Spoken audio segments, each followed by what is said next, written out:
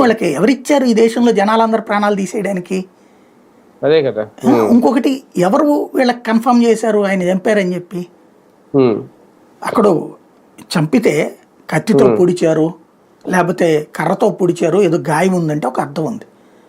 మొహానికి హెల్మెట్ లోపల ఉంది, గాయపడి ఉంది, కనబడుతోంది కదా.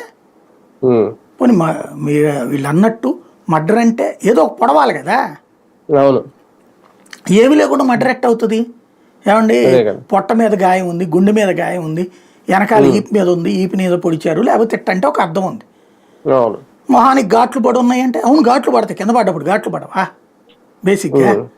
కానీ ఒకటి సార్, పోస్ట్ మార్టం రిపోర్ట్ ఎందుకు బయట పెట్టట్లేదు అనుకోవాలి. ఇంకా దీని మూలంగానే లేట్ చేస్తున్నారు. 100 కోణాలు ఆలోచించాలి డాక్టర్లు, 100 కోణాలు ఆలోచించాలి ప్రభుత్వం. ఇప్పుడు ప్రభుత్వం ఏమనుకుంటుందంటే ఇది చల్లారాక నిదానంగా, లేదా ఆ కుటుంబ సభ్యుల వరకు ఇచ్చేసి ఊరుకోవడం అన్న రూట్లో చూస్తుంది. బయటికి ఏం చెప్పాల్సిన అవసరం ఏం లేదు కదా లెక్క ప్రకారం, అందుకు నడుస్తుంటది. కాకపోతే ప్రభుత్వం ఒక రకంగా భయపడుతుందా సార్? అంతే కదా, భయం అయితే ఉంది దానికి. అనవసరంగా కెలుక్కున్నారు అంత మించి. లేకపోతే అది ప్రశాంతంగా ఎవరైనా బాధ్యులు ఉంటే శిక్షిస్తామంటే అయిపోదు.